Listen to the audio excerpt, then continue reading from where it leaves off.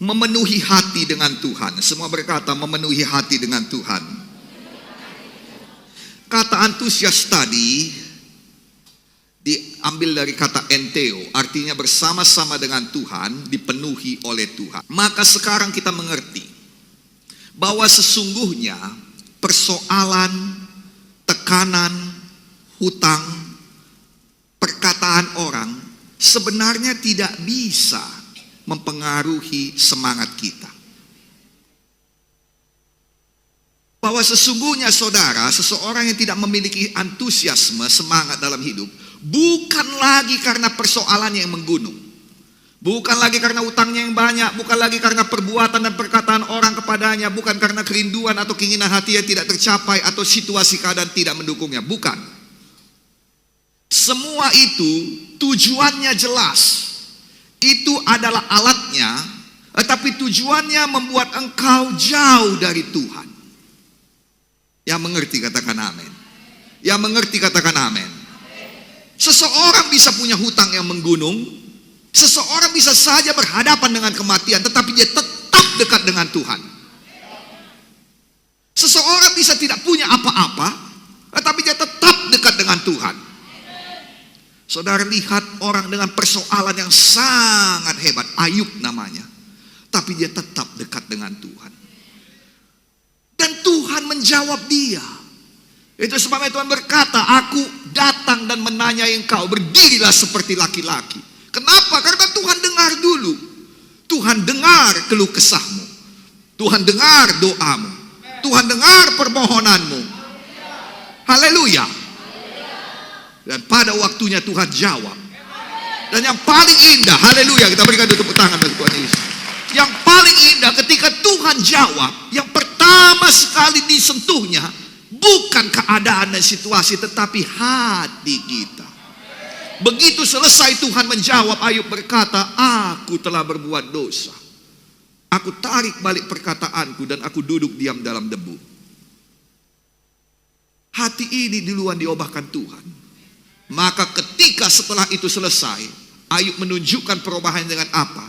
Dia memberkati teman-temannya yang mengutuki dia. Dan Tuhan berkata langsung, aku murka kepada kamu semua. Tuhan langsung berdiri. Ayub tidak perlu lagi berkata apapun membela dirinya. Tuhannya yang berdiri untuk dia. Dan Alkitab berkata, dan Tuhan mengembalikan kepada Ayub 2 kali ganda dari apapun kehilangannya. Dia mendapatkan 7 anak lagi. Oh, Pak Pendeta, kalau gitu kan gak 2 kali ganda.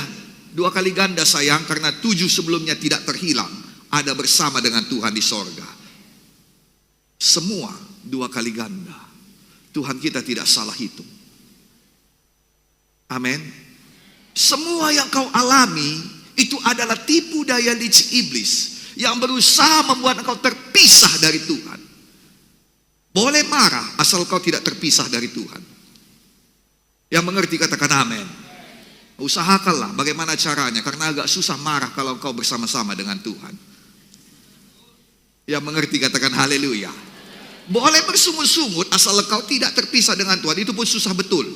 Biasanya kalau ada orang bersama Tuhan, sungut-sungutnya akan diubah menjadi pujian penyembahan, ucapan syukur. Karena Alkitab berkata demikian, ratapanku kau ubah menjadi tari-tarian. Itulah dia khasnya Tuhan kita. Semangatnya, apinya menular kepadamu, kepada kita. Itu sebabnya apapun yang jadi, jangan biarkan yang luar mempengaruhi kita. Yang mengerti katakan haleluya. Haleluya. Kita butuh semangat di dunia ini. Kita butuh semangat terutama ketika hal-hal buruk menimpa kita. Yang setuju katakan amin. Dan itu datang kenapa? Karena kita dekat dengan Tuhan. Seseorang yang tidak memiliki semangat antusiasme lagi dalam kehidupannya, ialah karena ia tidak bersama-sama Tuhan lagi. Ia sudah kosong, tidak dipenuhi Tuhan lagi. Nah sekarang kalau dia tidak dipenuhi Tuhan, berarti ada yang menggantikannya di dalam. Nah ini yang berbahaya. Itu sebabnya boleh kalau kau mau nonton sinetron silahkan, tapi jangan sempat sinetron itu menggantikan Tuhan yang ada di dalam engkau. Boleh dong kita berikan tepuk tangan bagi Tuhan. tidak antusias lagi melayani, tidak antusias lagi menghadapi hidup ini.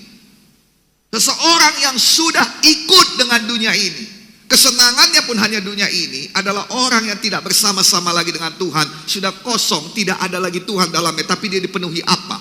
Bisakah dia dipenuhi oleh kekhawatiran hidupnya? Apakah dia dipenuhi oleh ketakutannya?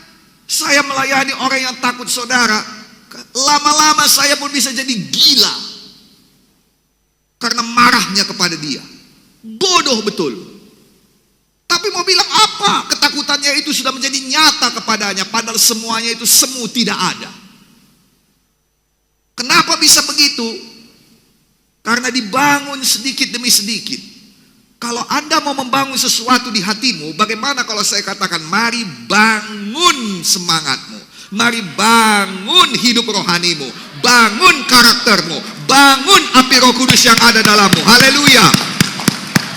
Kalau dia tidak penuh dengan Tuhan lagi, mungkinkah dia penuh dengan ambisinya sendiri? Mungkinkah dia penuh dengan amarah atau dendam? Mungkinkah dia penuh dengan nafsu? Atau dia penuh dengan kesombongannya dan persoalannya? Ada orang yang begitu sombongnya sehingga dia tidak tahu lagi dia sombong. Kenapa? Karena setiap hari kebiasaan membanggakan diri. Awalnya bangga, lama-kelamaan jadi sombong.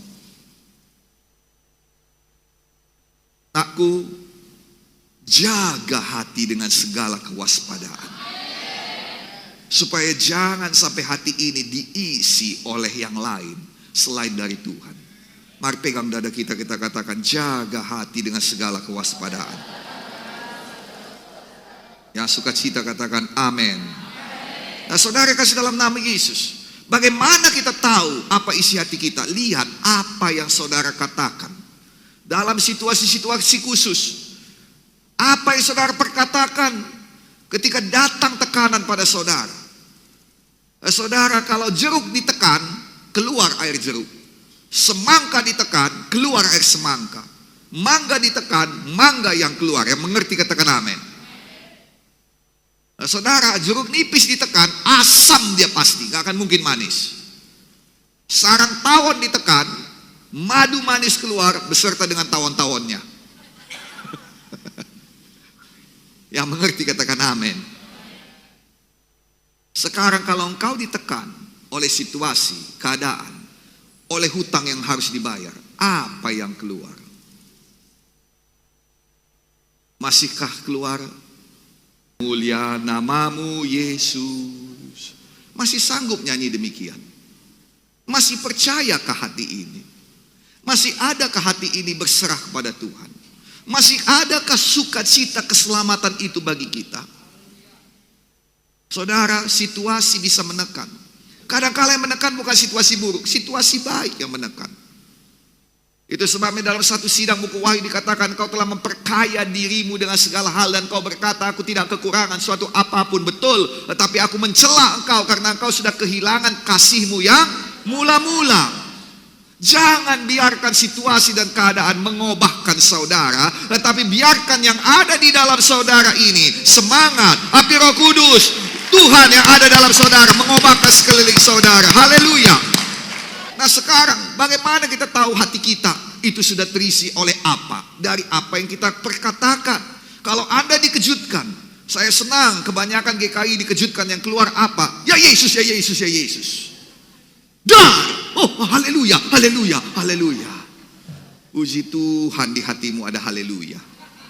Ada lebih baik lagi dikejutkan, berbahasa roh dia. Haleluya. Tuhan berkatilah inang-inang yang selalu demikian. Saya agak takut saudara ketika saudara dikejutkan nama binatang semua yang keluar. Agak ngeri kita. Katanya, mulai dari A keluar, B keluar, C keluar, D keluar. Baru dia sadar, oh dalam nama Yesus, dalam nama Yesus katanya. Kau pun katanya, orang lain salah. Kalau Anda digoncang, apa yang keluar dari Anda? Tidak mungkin dari satu sumber keluar dua mata air. Mari perbaiki mata air kita. Mari perbaiki mata air kita. Haleluya.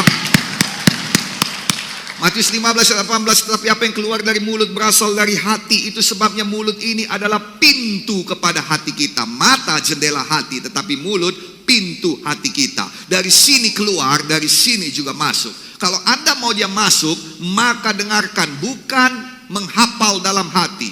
Saya tidak pernah menemukan itu berhasil. Metode itu tidak berhasil. Dari dulu pun dikatakan Alkitab menggumam, haga, perkatakanlah itu siang dan malam, maka engkau akan berhasil dan beruntung dalam perjalanan hidupmu. Apa dikatakan? Masukkan yang baik, masukkan firman, masukkan firman, masukkan yang baik, masukkan harapan, masukkan iman, masukkan kemenangan. Haleluya, come on. Yang suka cita katakan haleluya.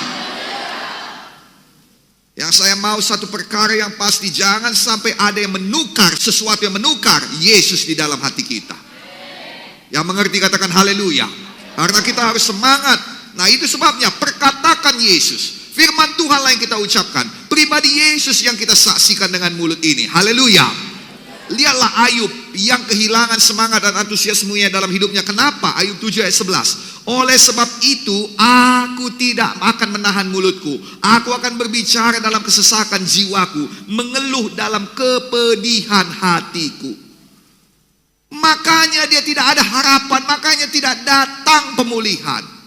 Karena sibuk memperkatakan hal-hal yang menyedihkan, hal-hal yang, kata Amsal begini, orang yang menyanyikan lagu sedih untuk situasi yang buruk adalah seperti seorang yang membuka bajunya ketika musim dingin. Keadaan tidak akan bertambah baik, sayang. Kalau kau patah hati, dengarkan saya. Kalau kau ditinggal pacar, patah hati, ditolak, tidak diterima di perusahaan, tidak diterima di fakultas pilihanmu, dengarkan baik-baik. Jangan tinggal di kamar kosmu menangis dan berkata, kok begini, kok aku, kenapa semuanya aku. Keluar dan berusaha bersaksi tentang Yesus. Katakan, Yesus baik, Yesus baik, Yesus baik. Haleluya. Dan kalau orang berkata, mananya baik, kau kan tidak masuk, apanya baik? Katakan, karena saya percaya Tuhan sediakan yang lebih baik daripada itu. Kukira itu yang paling baik, tapi Tuhan tahu yang lebih baik daripada itu. Apa? Haleluya. Apanya yang baik? Kulihat hidupmu menderita. Saudara katakan padanya, ya memang dia baik, itu sebabnya walau aku menderita aku masih hidup. Nah, kalau aku masih hidup artinya dia sedang mengerjakan sesuatu. Apanya yang baik? Kau sudah berdoa tapi belum ada jawaban doa, katanya haleluya, belum ada jawaban doa karena Tuhanku sedang mengerjakannya bagiku. Itu dalam perjalanan. Haleluya. Ada orang berkata semua sudah diselesaikan di kayu salib. Amin untuk itu. Katakan padanya itu dalam perjalanan. Yang mengerti katakan amin. Jangan tinggal di kamar lalu kemudian mengisi hati seperti Ayub. Aku tidak akan menahan kepedihanku, aku tidak akan menahan sakit hatiku ini. Aku akan ngomong, kok beginilah dunia ini kepadaku. No. Kok beginilah keluargaku, kok beginilah abang itu. Kenapa? No, mulai nyanyikan, Tuhan Yesus baik, sungguh amat baik. Amin. Begitu. Mulai bersaksi, cari teman, obrolkan. Kayak mana kamu? Yesus baik. Loh, kamu lain ditanya, lain dijawab. Enggak, itulah dia jawabannya. Haleluya. Haleluya. Aku mau menceritakan padamu satu perkara. Apa itu? Kalau kau dengarkan sampai siap, kubayari baksomu. Cerita tentang Yesus. Kalau dia nggak mau dengarkan, dia yang rugi. Rugi rohani, rugi materi. Yang mengerti katakan amin. Bijak jadi anak Tuhan. Kau punya kreativitas. Sayang, kreativitasmu hilang kenapa? Karena engkau tidak bertujuan lagi untuk muliakan Tuhan. Persoalan datang, jadi kita habis kreativitas kita ini untuk apa? Untuk mengatasi persoalan, untuk mengatasi persoalan, untuk mengatasi persoalan. Itulah dia orang-orang dunia ini. Orang-orang rendah akan berbicara demikian. Orang-orang tinggi bicara apa? Dia bicara visi, dia bicara misi, dia bicara rencana, dia bicara tujuan. Haleluya. Haleluya. Haleluya. Sayang, banyak persoalan, banyak kali pun, tapi kita di dalam bersama-sama dengan Tuhan. Pegang dada saudara, katakan, saya bersama-sama dengan Tuhan. Saya diisi penuh oleh Tuhan. Ayo kita berikan tepuk tangan bagi Tuhan Yesus. Ambil pelajaran dari perjalanan bangsa Israel menuju tanah perjanjian. Ketika bangsa Israel keluar dari tanah perbudakan Mesir, mereka sungguh bersuka cita dan gembira. Tapi kegembiraan mereka berubah menjadi ketakutan ketika di depan mereka ada laut dan di belakang mereka ada bangsa Mesir yang mengejar lagi. Berarti tidak dari dalam sukacitanya. Yang mengerti katakan amin. Dari situasi udah kaya aku, datang penagih hutang, hilang semua sukacitanya. Udah sembuh aku, tiba-tiba saudara datang dokter dan berkata, sepertinya belum bersihlah kankernya, Bu. Dalam nama Yesus. Oh Tuhan, ini aja masalah. Hilang sukacitanya. Sayang, tidak demikian. Semua berkata, saya tidak mau demikian. Lalu mereka berseru-seru kepada Tuhan. Keluar 14 ayat 10. Kenapa? Karena mereka takut. Mereka tidak berseru-seru kepada Tuhan karena mereka mau dekat dengan Tuhan. Tapi karena takut, gak ada lagi jalan. Hanya Tuhannya jalan keluar. Nah saudara dengar, mereka berubah dari senang sukacita menjadi ketakutan. Pertanyaannya, mereka takut apakah karena mereka tidak bersama Tuhan lagi? Alkitab berkata bahwa ada tiang api dan tiang awan tetap bersama mereka. Mereka ketakutan, mereka teriak-teriak berdoa kepada tiang api yang ada di depan mereka itu. Dan tiang api itu, tiang awan itu betul-betul melindungi mereka. Berarti sebenarnya Tuhan ada pada bangsa Israel. Hanya saja yang luar itu mempengaruhi hatinya. Tuhan ada padamu, tetapi engkau membiarkan situasi, kata-kata orang mempengaruhi hatimu. Yang mengerti katakan amin. Ada Tuhan dalam kedaimu, ada Tuhan dalam warungmu, ada Tuhan dalam keluargamu, ada Tuhan dalam pekerjaanmu, ada Tuhan ketika ada persoalan. Mesir datang, tiang api dan tiang awan itu masih di situ. Ada Tuhan. Sekarang arahkan pandanganmu pada tiang api dan tiang awan. Karena kalau ada Tuhan, Dia tidak akan biarkan Mesir itu menjamah engkau. Biarkan Tuhan yang bekerja. Percaya pada Tuhan, berserah, bersandar pada Tuhan. Kalau memang tidak ada lagi yang bisa kita lakukan, karena di depan sudah kita berhadapan dengan laut, maka kita tenang, santai, puji Tuhan, sembah Tuhan, isi hati kita dengan pujian penyembahan, dengan hadirat Tuhan, dengan firman Tuhan. Perkatakan tentang Yesus. Yesus baik, Yesus hidup, Yesus berkuasa. Haleluya. Jadilah jemaat yang tidak teriak-teriak karena persoalan, tapi jadilah jemaat yang bersyukur dalam segala persoalan. Haleluya. Segala apapun yang ada. Saya baik, Pak. Saya baik pada gereja, saya baik kepada hamba Tuhan, saya baik. Kenapa nasib saya begini? Saya pun gak tahu. Tapi yang jelas Tuhan tidak pernah berhutang. Kalau engkau menabur, pasti menuai. Tuhan gak pernah berhutang. Kalau engkau menabur yang baik, pasti ya kebaikan akan datang padamu. Sekarang bersyukur, penuhkan hati dengan Tuhan. Penuhkan hati dengan semangat dan antusias. Jalani lagi hidup. Haleluya. Musa pun ketakutan. Maka Musa berkata, menenangkan bangsa Israel, jangan takut, jangan gentar. Lihat keselamatan dari Tuhan. Keluar 14 ayat 13. Lihat keselamatan dari Tuhan, jangan takut, jangan gentar. Tuhan akan tolong, engkau diam saja, Tuhan akan menghadapinya. Ayat 14, Tuhan akan berperang untuk kamu, kamu akan diam saja. Lalu Tuhan segera memperbaiki teologianya. Dengarkan baik-baik, ini penting. Tuhan berkata, ayat 15, tadi ayat 14 dikatakan Tuhan akan berperang bagi kamu, kamu akan diam saja. Ayat 15 Tuhan berkata, berfirmanlah Tuhan pada Musa, mengapa engkau berseru-seru demikian padaku? Katakan pada bangsa Israel itu, supaya mereka berangkat. Saya katakan padamu, kita menginjil, kita KKR bukan karena kita sudah punya uang. Kita bangun gereja bukan karena kita sudah punya uang. Haleluya. Kita mau bangun di Martubo, kita mau bangun di Tanjung Merawa. Ada uang kita? Nggak ada. Masih, masih lautan di depan itu. Tetapi saya punya tiang awan. Saya punya tiang api. Apa yang perlu saya lakukan? Saya hanya perlu berlutut. Saya katakan, Tuhanku, Baiklah engkau. Ajaiblah engkau. Tadi saya pergi ke rumah persembahan. Di depan gedung yang besar itu saya katakan, baiklah engkau Tuhan. Selesailah ini, rumah persembahan ini. Megah dia. Bangga aku sebagai orang Kristen, sebagai hamba Tuhan, sebagai gembala, melihat ada rumah Tuhan besar seperti ini di kota kami, kota Medan. Dan Tuhan yang sama yang memberikan kepada Bapak Pendeta Bambang Jonan, kiranya Tuhan juga berkenan memberikannya kepada Bapak Pendeta Gideon Minggu.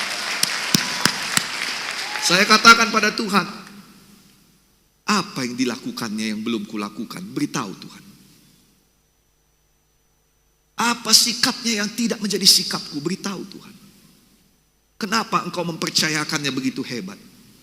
Di bagian mana kau temukan aku kurang dapat dipercaya ya Tuhan? Beritahu. Aku bisa diajari. Sayang, Tuhan berkata, beritahu pada bangsa itu, berangkat.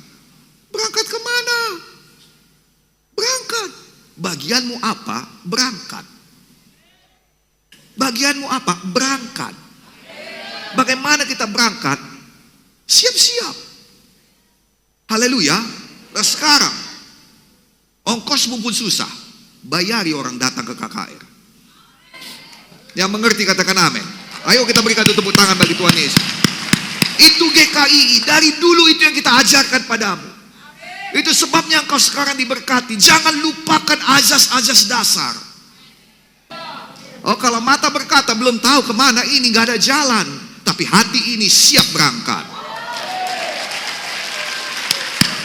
Sekarang pertanyaannya, apakah Anda sudah siap? Di satu pihak yang lain, Tuhan mengajari bangsa Israel lebih beriman lagi. Sekali ini Tuhan yang membelah laut itu. Tetapi satu ketika yang lain Tuhan berkata, ambil tabut itu dan suruh imam menjejakkan kakinya di air. Itu sudah beda lagi kelasnya. Yang mengerti katakan amin. Sekarang Tuhan suruh Anda untuk melangkahkan kakimu di tepat pada persoalanmu. Itulah orang yang antusias. Sama seperti Daud. Ketika Goliat datang untuk menghampirinya, Daud datang berlari mendapatkannya. Anda tidak tunggu lagi, Tuhan, aku sudah siap Tuhan dengan koper-koperku. Aku sudah siap. Bukakan Tuhan. Oh kira bapak-bapak sanda. Oh bukakan. Terbuka dalam nama Yesus, terbuka. Tidak. Anda mulai melangkah. Dan setiap kali Anda melangkah, ada mukjizat. Dia terbuka. Anda melangkah lagi. Dia terbuka lagi. Dia terbuka. Oh haleluya. Ya, mari bersaksi. Semua berkata mari bersaksi. Tapi apa yang mau saya sampaikan pada saudara, jangan biarkan luar sana mengisi hatimu. Sehingga yang keluar ini beda. Ada orang beralasan seperti saya katakan tadi, bukannya aku gak mau, tapi gak bisa. Sama aja itu.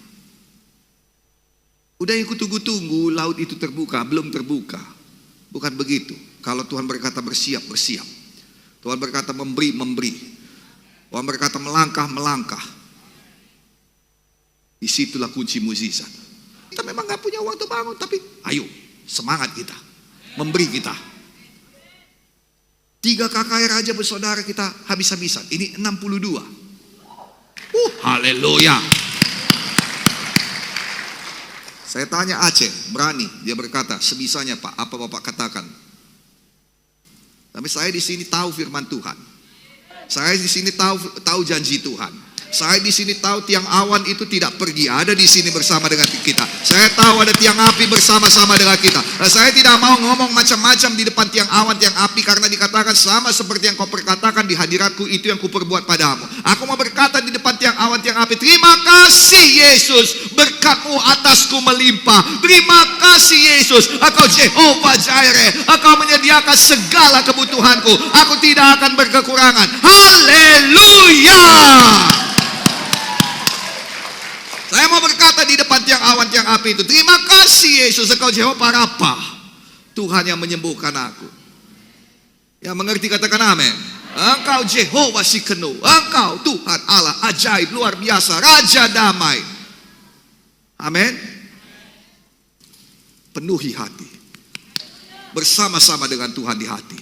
semangat, antusias, jalan lagi, maju lagi, bersaksi lagi, bawa jiwa lagi. Haleluya. Saya hamba Tuhan, dan bagian saya adalah memperkatakan agar Tuhan betul-betul memberkatimu.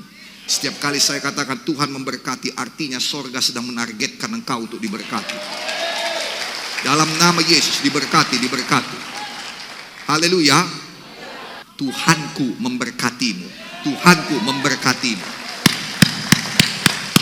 Ayo sekarang kita lakukan firman Tuhan. Semangat semuanya. Sukacita katakan haleluya. Come on, let us all stand. Mari semuanya bangkit berdiri.